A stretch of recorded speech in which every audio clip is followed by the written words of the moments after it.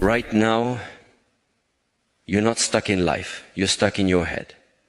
And the scariest part, you've been living in a prison with the door wide open because the lock is only your thoughts. If you can't control your mind for 10 seconds, how will you control your future for 10 years? Today I'll show you the exact moment.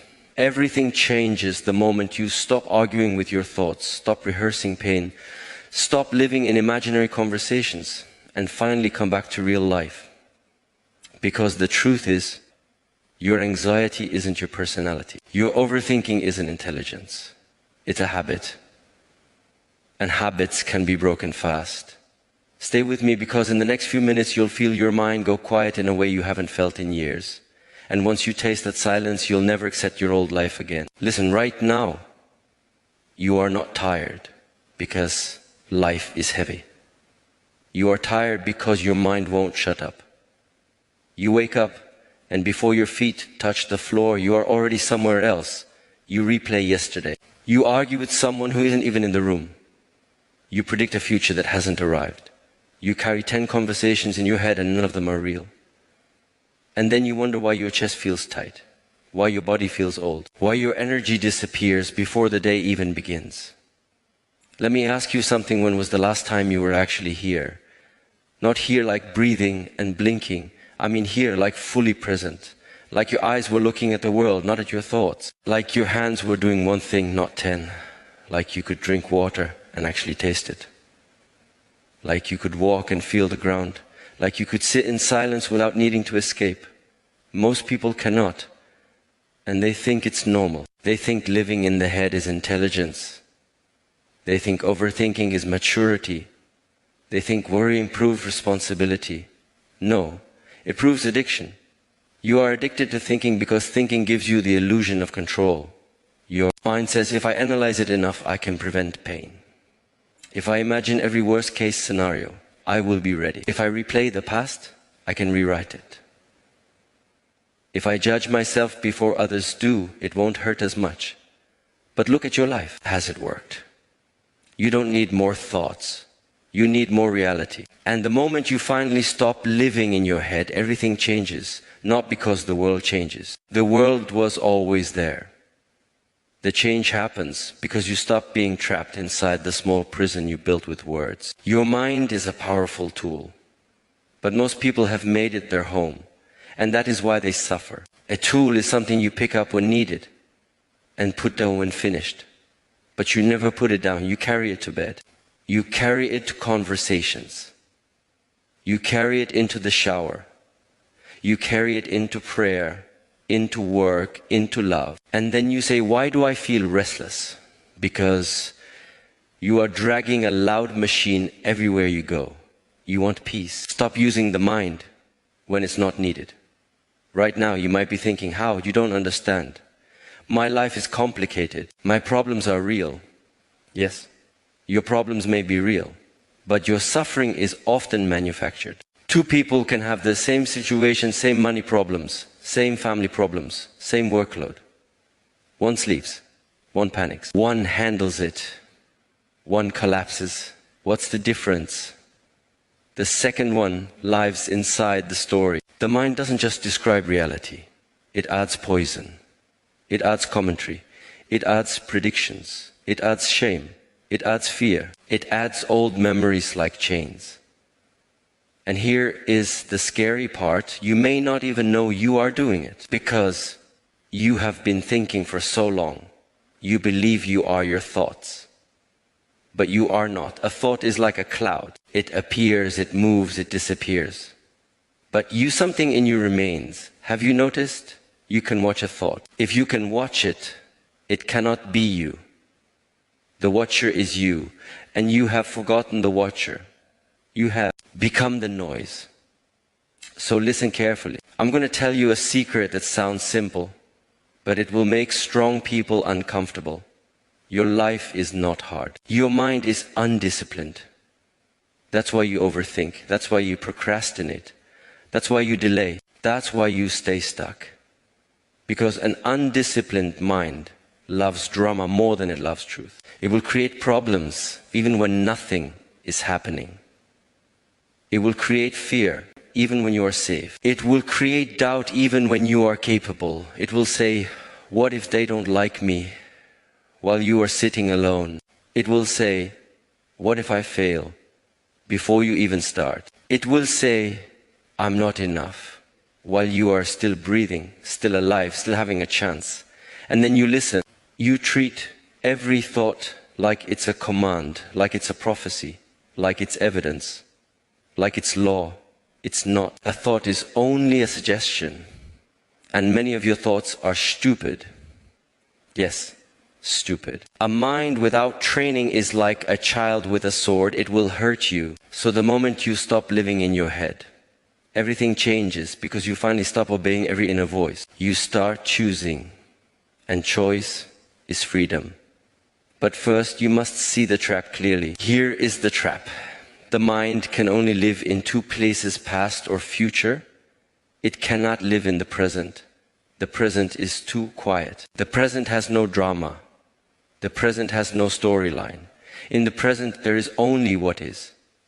And what is often simple. Breath, sound, light, sensation, movement, a task in front of you.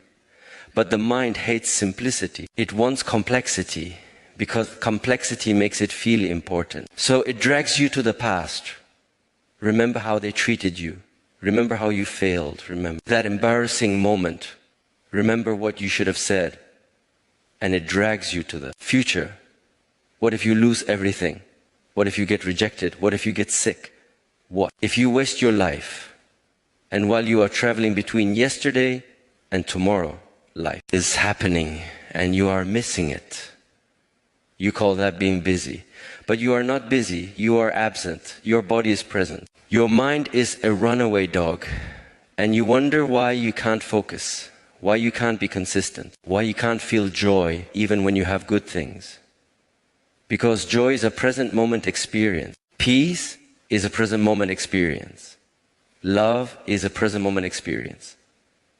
You can't think your way into peace. You can only return to it. Let me give you a harsh truth. If you cannot control your attention, you cannot control your life. Attention is your most valuable currency.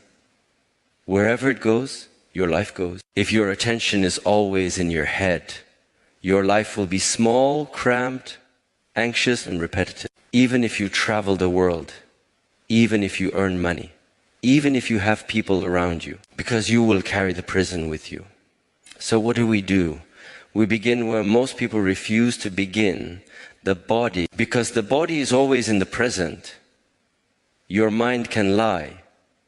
Your body cannot. Your mind says, I'm okay, while your shoulders are tight and your jaw is clenched. Your mind says, I don't care, while your stomach burns. Your mind says, I'm strong, while your breath is shallow like a frightened animal. Your body tells the truth. And the moment you return to the body, you return to reality. Try this right now while you are reading.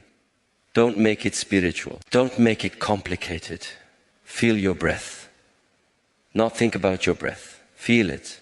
Where do you feel it most clearly? Nose, chest, belly? Now notice, the moment you feel the breath, even for 1 second, your mind becomes quieter. Why? Because attention can only be in one place at a time. If attention is in sensation, it is not in story. This is the doorway. You think you need to solve your whole life. No. You need to relocate your attention. You need to stop living upstairs and start living here. But listen, your mind will resist. It will say, this is boring. It will say, this won't help. It will say, you have more important things to think about. It will say, let's just check the phone. It will say, let's worry again. That's normal. That's the addiction fighting back. And here's your first lesson. You don't need to fight the mind. You need to stop feeding it. A fire dies when you stop adding wood. Your overthinking is not powerful because it's true. It's powerful because you give it attention. You sit with a thought and you massage it. You stretch it. You replay it. You decorate it. You make it bigger. And then you say, This thought is ruining me. No, you are giving it a throne. So instead of battling thoughts, do something more intelligent. Step back, watch, label it, thinking, worrying, judging, remembering, planning, and return to the breath. Return to sensation. Return to what is in front of you again and again. This is discipline, not motivation. Discipline. Motivation comes and goes like weather. Discipline is training. Discipline is repetition. Discipline is devotion to reality. And slowly something begins to happen. You start noticing the space between you and your thoughts. You start noticing that a thought can scream and still you can move. A thought can threaten and still you can act. A thought can criticize and still you can stay calm. That's power. Because a weak person is not someone with bad circumstances. A weak person is someone controlled by their inner noise. And a strong person is someone who can hear the noise and not obey. Now let me take you deeper. Because this is where everything changes. Most people live in their head because they are afraid to feel.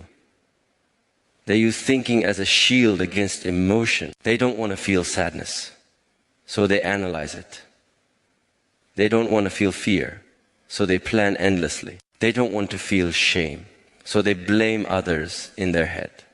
They don't want to feel loneliness, so they scroll. They don't want to feel uncertainty, so they seek constant reassurance. But you cannot think your way out of feeling. You can only feel your way through. This is why the mind keeps looping, because you are avoiding the direct experience. The mind says, let's talk about it. The body says, please feel it. And until you feel it, it stays. So the next time you catch yourself stuck in your head, ask this question. What am I refusing to feel right now? Be honest. Is it fear? Is it disappointment? Is it grief? Is it anger? Is it embarrassment? Is it the ache of not being where you want to be? Don't answer with another story. Answer with the body. Where is it? In the chest, in the throat, in the stomach, in the face, in the shoulders. Now here is the moment. Most people run away. Stay, not forever. Just stay long enough to prove to yourself you can. Breathe into it. Relax around it. Stop naming it. Stop explaining it. Just feel the raw sensation, and something shocking happens when you do this. The emotion starts to move. It starts to change shape. Because emotion is energy in motion. It is not a permanent identity. It becomes permanent when you trap it with thinking. When you start thinking and start feeling, the energy completes its cycle. Then you are free. And this freedom is not philosophical, it is physical. Your shoulders drop, your breath deepens, your eyes soften, your mind becomes clear. And then you realize you didn't need to solve life. You needed to stop resisting it. Now, I know what your mind is doing right now. It's saying, okay, but what about my real problems? My job? My family? My future? My goals? Good. Let's talk about that. Living in your head doesn't make you productive. It makes you late. Because overthinking looks like work, but produces nothing. It's mental masturbation. Busy, exhausting, and empty. If you want results, you need clarity. If you want clarity, you need presence. If you want presence, you need to stop feeding the mind when it's spinning. Here's a rule. When the mind is noisy, do something physical.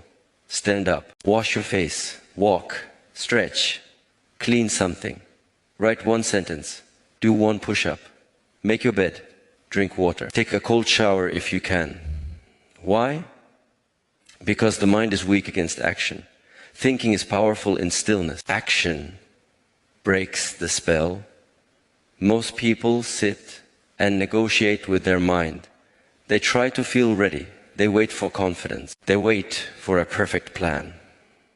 And the mind loves that because it keeps you safe and small. But action is dangerous to the mind's control. So the next time your mind says, I don't know what to do, answer with this. Do the next obvious thing, not the whole life, not the whole future. The next obvious thing, open the book, send the message, start the workout, write the first paragraph, apply for one job, practice for 10 minutes, clean one corner of the room, and then another. This is how you escape the head. Not by thinking your way out, but by moving your way out. Now let's address something else, why you keep returning to the head, even after you understand all this. Because your identity is there. Your identity is built from thoughts. I am this kind of person. I always mess up. I'm not confident. I'm shy. I'm unlucky. I'm not good at speaking. I'm behind others. I'm too late. These are thoughts you repeated so many times. They became your name. So when you stop living in the head, it can feel like death. Because the old story starts dissolving. And the ego panics. It says, if I'm not this story, then who am I? Good. Let it panic. Because that question is the beginning of real life. You are not a story. You are an awareness.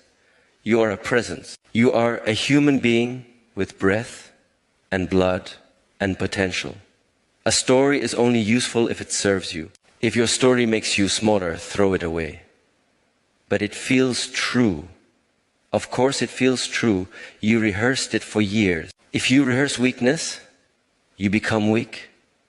If you rehearse fear, you become fearful. If you rehearse defeat, you start living like a defeated person. So the path is not to create a new fantasy story. The path is to become someone who doesn't need stories to act. Someone who can be uncomfortable and still move. Someone who can be uncertain and still choose. Someone who can be afraid and still do the right thing. That is mastery. And mastery begins in a very unsexy place, training attention. Most people want the high moments, confidence, power, transformation. But they refuse the daily practice that creates it. So here is the practice. And don't make it complicated every time you notice. You are lost in your head. Return to one of these anchors, breath, body sensation, sound. Your hands doing the task. That's it. Not once, not twice. 100 times a day if needed. And each return is not failure. Each return is strength. A person who returns is stronger than a person who never drifts, because nobody never drifts. The difference is one person notices and returns. The other person stays asleep. Now let's create a picture so you truly understand. Imagine you are walking with a cup filled to the top with water. That water is your attention. If you walk calmly, the water stays. If you walk while looking everywhere, the water spills. If you run in panic, the water empties. You are spilling your attention all day. Social media takes it. Fear takes it. Old memories take it. Imaginary arguments take it. Comparisons take it. Regrets take it. Then you sit and say, I have no energy. Of course, you leaked it everywhere. So the discipline is to carry your attention like a full cup. Not tense. Not rigid, just aware. When you eat, eat. When you walk, walk. When you talk, talk. When you work, work. Single tasking is a superpower now because most people are fragmented. And when you become whole again, you become magnetic. People will feel it. They will say, something about you is different. You will speak slower. You will react less. You will listen more. You will choose better words. You will stop rushing. Because rushing is a symptom of living in the head. A present person is not in a hurry, even when they are moving fast. Now here is the part where I want to challenge you. Because if you only listen and feel inspired, nothing changes. Your mind will take this speech and turn it into another idea. It will say, nice. And then it will go back to the same patterns tomorrow. So I want you to do something right now, not tomorrow, not next week. Now, pick one area of your life where your mind destroys you the most. Maybe relationships, maybe your self-image, maybe money, maybe your future, maybe your studies, maybe your work. Pick one. Now see the pattern. What does your mind do there? Does it compare? Does it catastrophize? Does it shame? Does it doubt? Does it replay? Good. Now I want you to recognize this pattern is not you. It is a habit. And habits can be retrained. So for the next 7 days in that one area, practice this. When the mind starts its story, you don't argue with it. You don't debate. You don't convince. You simply return. Return to breath. Return to body. Return to the next action. And if you fail, you return again. And again. And again, this is not about becoming a monk. This is about becoming free. Because a person who cannot control their mind is easy to manipulate. People will pull your strings with words. They will trigger you. They will make you prove yourself. They will make you chase validation. They will make you live for approval. And you will call it love. You will call it respect. You will call it normal. It's not normal. It's slavery. So when you stop living in your head, you stop being controlled, you stop needing to win every argument. You stop needing to impress people who don't care. You stop needing to explain yourself to those who misunderstand you. You stop building your life around the fear of rejection. You become simple. And simplicity is terrifying to weak people because it cannot be manipulated. Now, I'm going to say something. That might hit you hard. Your mind is not your friend. Not always. Sometimes it is. Sometimes it helps you plan, solve, learn, create.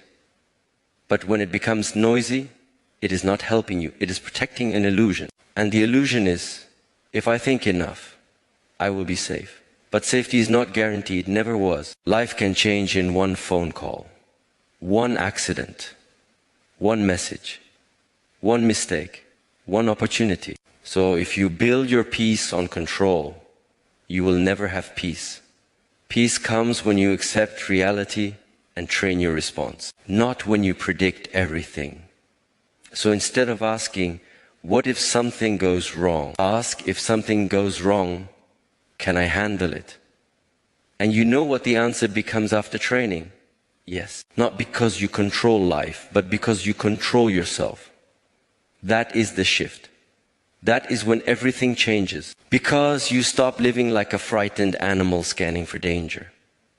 You start living like a warrior, calm, alert, present, ready. And a warrior is not someone who is angry. A warrior is someone who is centered. Centered means your attention is not scattered. Now let me open another door. The reason you live in your head is also because you are avoiding responsibility. Yes, I said it. Because as long as you are thinking, you can delay acting. Thinking makes you feel like you're doing something. But action is where accountability lies. Action can fail. Action can be judged. Action can reveal your true level. Thinking can hide you. So you say, I'm preparing, but you are hiding. You say, I'm waiting for the right time, but you are hiding. You say, I need more information, but you are hiding. The mind is clever. It will use logic to protect fear. So you must become even more clever. You must recognize when thinking is useful and when it is avoidance. Ask yourself, is this thought leading to action or leading to another thought? If it leads to another thought, stop. Return to breath. Do the next action. If it leads to action, do it. That's how you use the mind as a tool. Now you might say, but sometimes I need to plan.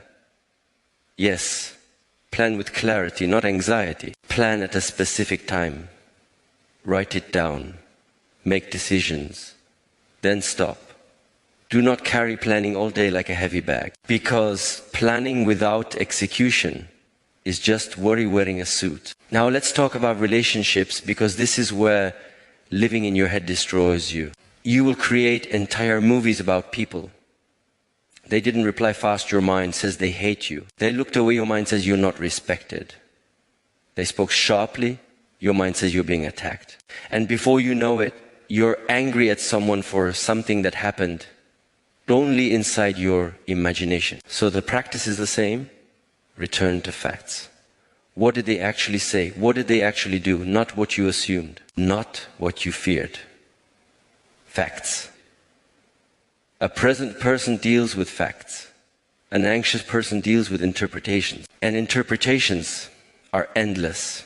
So when you stop living in your head, you stop punishing yourself with assumptions. You start asking simple questions. You start communicating.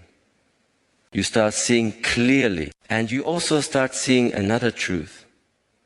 Not everything needs a reaction. Some people want your attention. They provoke you to get it. If you live in your head, you will bite every hook.